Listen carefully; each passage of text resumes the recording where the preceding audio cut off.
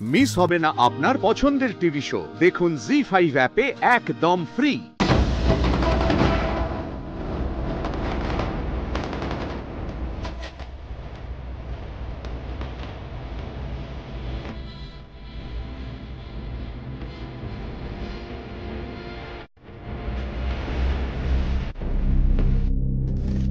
শালিনী, এসো এসো বসো। আমি জানি তুমি খুবই চোটে আছো, এইভাবে ছেড়ে দিলে তো হবে না, বলো। এটা আমি মেনে নিতে পারছি না রুদ্রদা। আমার সামনে রোহিত ফুলকিকে আংটি পরিয়ে দিল, ওরকম ক্লোজ ডান্স, এগুলো কি? এরপরও আমি থাকবো এখানে? না না, আমি বলছি কি তুমি একটু মাথা ঠান্ডা করো, হ্যাঁ, একটু শান্ত হও। উত্তেজনা শরীরের পক্ষে ভালো না। কি হয়েছে, আমার আগের প্ল্যানটা এমন মিজারেবলি ফেল করে গেছে যে আমি না এখন চাইলেও কিছুদিন ওদের কোনো ক্ষতি করতে পারবো না। আমি তাই তোমাকে সাজেস্ট করছি তুমিও কয়েকটা দিন একটু চুপচাপ থাকো, তারপর আবার নতুন করে আমরা। আমি এখানে থাকার তো কোনো কারণ পাচ্ছি না। স্পোর্টস একাডেমি তো, স্পোর্টস একাডেমির জমিটা আমি অন্যভাবে আদায় করে নিতে পারবো, সেটুকু ক্ষমতা আমার আছে। আছে? হ্যাঁ আছে। আরে আছে, তোমাকে আমি অ্যাসার্টিভ ওয়েতে বললাম, তোমাকে সাপোর্টই করলাম, কিন্তু কি হয়েছে জানো তো শালিনী, ওই কাজটা করতে গেলে খুব একটা সহজে তুমি করতে পারবে না। না এখন তুমি বলছো তোমার আগের মাথায় মনে হচ্ছে কাজটা খুবই সহজ, কিন্তু অতটা সহজে হবে না। যাক, এগুলো নিয়ে আমি কথা বলতে চাইছি না। আমার যেটা বলার বক্তব্য সেটা হচ্ছে ফুলকি দাস একটা তুচ্ছ নাম, একটা তুচ্ছ মেয়ে, তার কাছে তুমি যদি হেরে যাও তাহলে তোমার এই যশ, প্রতিপত্তি, খ্যাতি এগুলো বজায় থাকবে তো? না, তোমার স্পোর্টস একাডেমির প্রস্তুত স্থাপনের সময় সাংবাদিকদের ডেকে তাদের সামনে প্রজেক্ট করা হলো যে তুমি আর রোহিত রায়চৌধুরী একসাথে দুজনে আবার। কি হলো? লাভ কিছু হলো না। মাঝখান থেকে ফুলকি দাস এসে সমস্ত লাইমলাইট নিয়ে বেরিয়ে চলে গেল। অতি কষ্টে এটাও চেপে রাখা হয়েছিল যে ফুলকি দাস আসলে রোহিত রায়চৌধুরীর স্ত্রী, এবং তুমি যদি এখান থেকে পালিয়ে চলে যাও তার কোনো কথাই নেই। খবরের কাগজে, মিডিয়াতে এটাই প্রকাশ পাবে যে রোহিত রায়চৌধুরী আসলে শালিনী মিত্রকে মেনে নেয়নি, মেনে নিয়েছে ফুলকি দাসকে। সেটা কি তোমার পড়া ভালো লাগবে? আমার ধারণা সবাই এটা শুনলে হাসবে। কিন্তু রুদ্রদা, আমার এই ইনসাল্টটা সহ্য হচ্ছে না। তোমাকে কিছু একটা করতে হবে।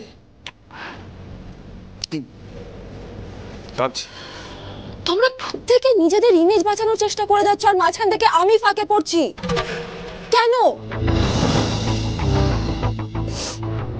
রোহিতের সামনে যাতে মুখোশটা না খুলে যায় সেই জন্য তুমি চুপ থাকতে চাইছো, তাই তো? পারবে তো? ফুলকি দাস কিন্তু এতটা সোজা মেয়ে নয়, হ্যাঁ? আর এই মুহূর্তে ফুলকি দাসকে রোহিত কোনোভাবে কিন্তু অবিশ্বাস করবে না।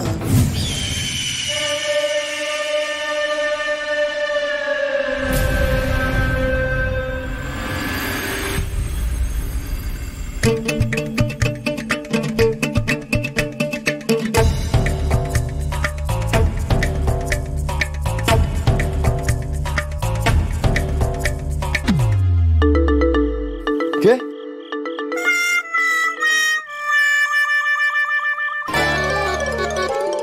ফুলকি, কি হচ্ছে এসব? আমি তো বললাম একটু ঘুমোতে চাই আমি, আর তুমি এটা কি? বাই দ্য ওয়ে, তুমি বারান্দা দিয়ে এলে কেন? কি করব স্যার, আপনি তো দরজা বন্ধ করে রেখেছেন, আর আমি জানি আমি যতই দরজা ধাক্কাতাম আপনি খুলতেন না, তাই তো আমি এদিক দিয়ে এলাম। দেখেছেন স্যার, প্লেট আনতে ভুলে গেছি। ফুলকি ফুলকি ফুলকি ফুলকি প্লিজ, আমার খাওয়ার ইচ্ছে নেই এখন। তুমি খেয়েছো? নিশ্চয়ই খাওনি। না, আমি তো ভাবলাম আমরা দুজন একসাথে বসে খাবো, সেই হাসপাতালের মতো। খেপি কাকে বলে? হাসপাতালের ওই খাওয়াটা কারোর ভালো লাগতে পারে না? ঠিক ভালো নয় স্যার, তবে এখন যখন ভাবছি তখন মনে হচ্ছে আপনি না ওখানে অন্য রকমের ছিলেন, ওখানে সবটা খুব ভালো ছিল, আপনি একদম ঢ্যাপামো করতেন না।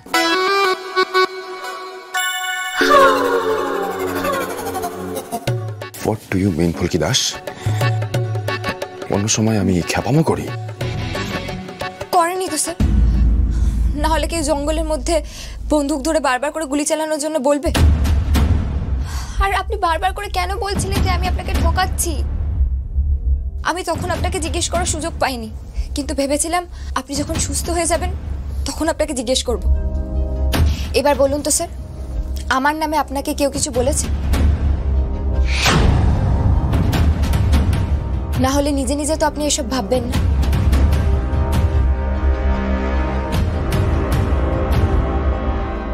আসল সত্যিটা হলো এই ফুলকি দাস সবিতা দাস সত্যেন দাসের মেয়ে নয়। রোহিত ফুলকি বীরু বাদশাহ। ফুলকি রায়চৌধুরী বাড়িতে ঢুকেছে প্রতিশোধ নিতে। কি হলো স্যার? রাতে না খেলে না এরকমই হয়।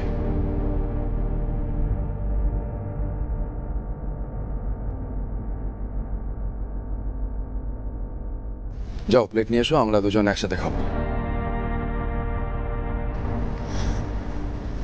আপনি আমাকে কি ভাবেন স্যার? ছেলে মানুষ? আমি অতটাও ছেলে মানুষ নই স্যার। আপনার জ্ঞান ফেরার পর আপনি সবার প্রথমে জামাইবাবুকে খুঁজেছিলেন, ঠিক কিনা বলুন? জামাইবাবু একবারও এসেছিলেন আমাদেরকে হাসপাতালে দেখতে? এগুলোর কোনো মানে নেই। আর আজও তো দেখলাম জামাইবাবু তাড়াতাড়ি বেরিয়ে গেলেন।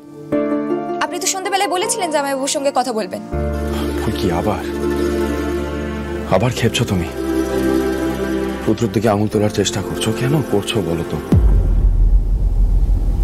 আমরা সবাই মিলে এত সুন্দর একটা সময় কাটালাম, এখন এইভাবে মেজাজ খারাপ করার কোনো মানে হয় বলো? ঠিক আছে, আমি একটাও কথা বলবো না। মাথার উপর মা কালী আছে তো, মা কালী বিচার করবে।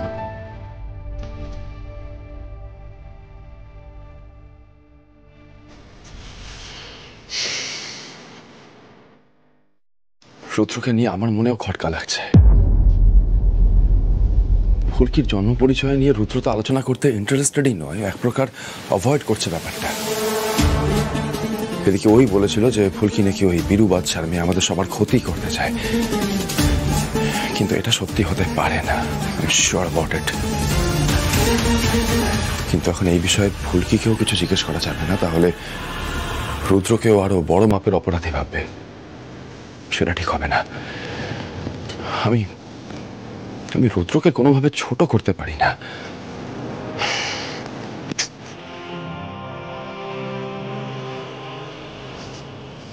না, ফুলকি দাস যে ইনোসেন্ট এটা বাস্তব প্রমাণ আমাকেই জোগাড় করতে হবে।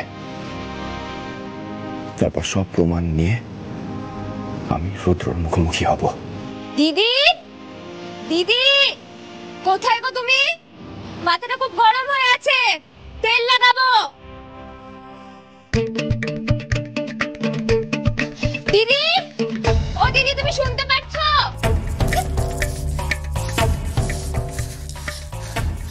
দিদি! বাপরে বাপ, এই মেয়ের রাগ তো দেখছি একেবারে নাকের ডগায়।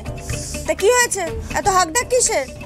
আমার মাথা না খুব গরম হয়ে আছে, আমার মাথায় তেল মালিশ করে দাও, না হলে মাথা ঠান্ডা হবে না। আমার রাগ করার অনেক কারণ আছে, সব কথা তো বলতে পারবো না, কেউ তো বুঝতেই পারবে না। জি5 ডাউনলোড করুন আর সব এপিসোড দেখুন একদম ফ্রি।